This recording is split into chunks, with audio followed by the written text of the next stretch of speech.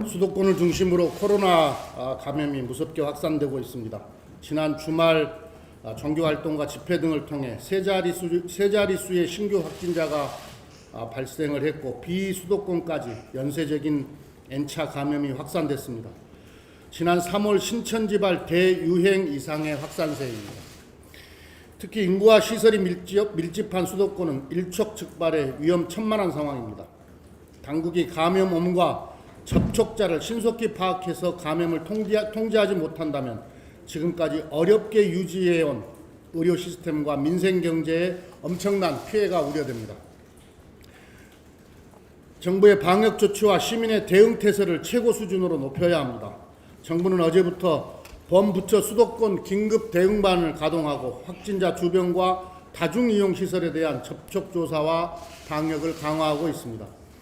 정부의 긴박한 조치에 맞춰 국민 여러분의 적극적인 협조를 요청합니다. 코로나와의 오랜 싸움에 국민과 의료진 모두 피로감이 깊지만 위험은 긴장을 늦추는 순간 소리 없이 다가옵니다. 나 하나쯤은 괜찮겠지라는 방심은 감염 위기 대응의 최대 적입니다. 정부의 사회적 거리두기 2단계 조치에 적극적인 동참을 호소드립니다.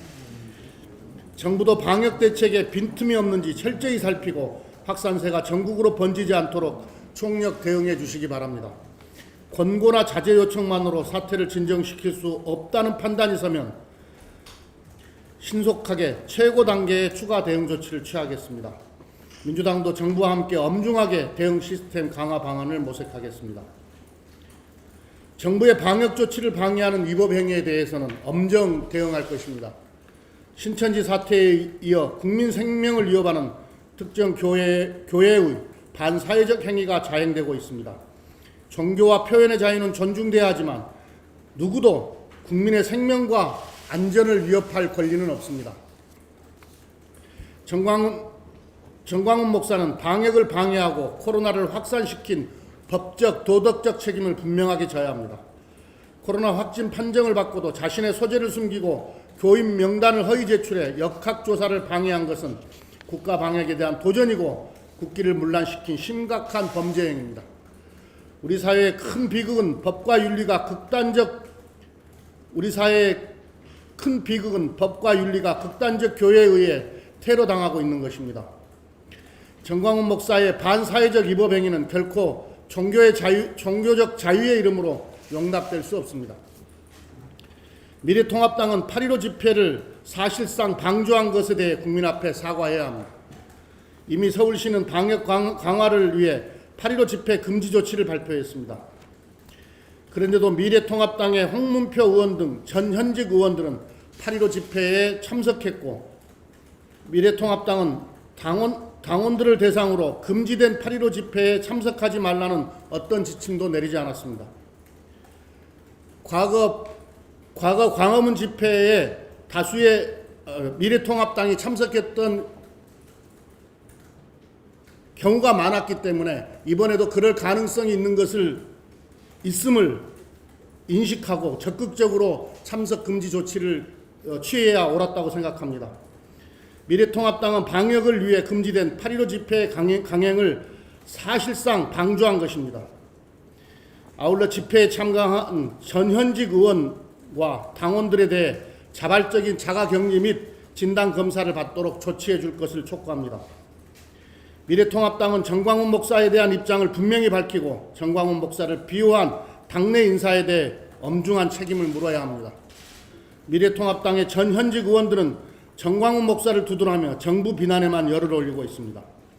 정광훈 목사의 비상식적 선동과 하등 다름없는 국민 편가르기가 미래통합당에서 터져나오고 있는 것에 대해 참담함을 느낍니다. 미래통합당이 책임있는 공당이라면 정광훈 목사에 대한 분명한 입장을 밝히고 정광훈 목사를 대변하는 정치인들에 대해 엄중히 책임을 물어야 합니다. 15일 광화문 집회에 참석한 홍문표 의원, 김진태, 민경욱 전 의원에 대한 미래통합당의 책임있는 조치를 촉구합니다. 김기현, 정진석 의원 등 집단 감염 확산의 책임을 정부 탓으로 돌리는 비상식적 언행도 엄중하게 조치할 것을 요청합니다. 더 이상 코로나 위기에 당리 당략과 정쟁을 끌어들이지 말고 방역에 협력을 다해 줄 것을 미래통합당에 다시 한번 촉구합니다. 오늘부터 8월 임시국회가 개회됩니다.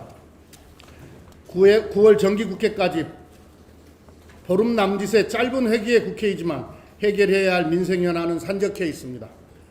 민주당은 코로나 재확산을 저지하는 방역대책, 신속한 수혜복구 지원, 2019년도 정부 세입세출과 예산 집행에 대한 결산 심사를 이번 국회에서 처리할 3대 민생 과제로 설정했습니다. 먼저 급속하게 재확산하고 있는 코로나19를 저지하기 위해 방역대책에 총력을 기울이겠습니다. 재확산을 저지하지 못한다면 그동안 어렵게 쌓은 K방역의 성과가 물거품이 되고 경제회복의 모멘텀도 상실될 우려가 큽니다. 특히 수도권 방역대책에 2배, 3배의 정부 역량을 투입하겠습니다. 코로나 방역대책은 결코 정쟁의 대상이 될 수가 없습니다. 코로나 재확산 저지에 총력 대응할 수 있도록 야당의 초당적 협력을 기대합니다. 장마가 끝났지만 수해 복구는 지금부터 집중해야 합니다. 유례없는 긴 장마가 남긴 수해의 상처를 치유하기 위한 복구 작업이 한창입니다. 민주당은 하루라도 빨리 이재민께서 일상을 회복할 수 있도록 복구에 모든 힘을 쏟겠습니다. 특히 강조하고 싶은 점은 수해 복구 지원은 속도가 생명이라는 것입니다. 정부는 피해 지역에 대한 복구 예산 집행에 속도를 내주시기 바랍니다. 수해 복구와 구호에 필요한 재정 집행과 지원이 적시에 이루어질 때 이재민의 고통을 최소화할 수 있음을 정부와 지자체는 유념해 주기 바랍니다. 4차 또한 피해 신청 지역 중 특별 재난 지역으로 선정되지 못한 지역에 대해서도 신속한 지정을 당부드립니다. 민주당도 원내 재난상황실을 통해 복구 상황을 점검하며 피해 지원을 꼼꼼히 챙기겠습니다. 오늘은 고 김대중 전 대통령께서 서거하신 지 11주기가 되는 날입니다.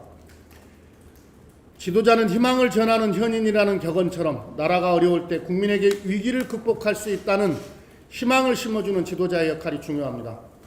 고 김대중 대통령은 온갖 고난과 역경 속에서도 국민의 힘을 믿고 국민과 함께 민주와 평화를 꽃피운 시대의 지도자였습니다. 고 김대중 대통령께서는 1999년 2년 만에 IMF 위기를 극복하면서 훌륭한 국민과 책임있는 정부가 힘을 합치면 못할 일이 없다는 말씀을 하셨습니다. K방역의 성공 뒤에는 깨어있는 국민과 책임을 다하려는 정부의 노력이 있었습니다. 그러나 안타깝게도 수해에 이어 코로나 재확산으로 다시 이중의 위기에 직면해 있습니다. 다시 한번 고 김대중 대통령님의 말씀을 되새겨 국민의 소리에 귀 기울이고 국민의 뜻을 받들어 위기 극복에 매진하겠습니다. 국민과 함께 할 수 있다는 희망을 가지고 오늘의 국가적 위기를 새로운 국가 대전환의 기회로 만드는 민주당이 되겠습니다. 정의가 강물처럼 흐르고 평화의 물결이 한반도에 넘쳐흐르는 김대중 대통령의 꿈을 실천하겠습니다.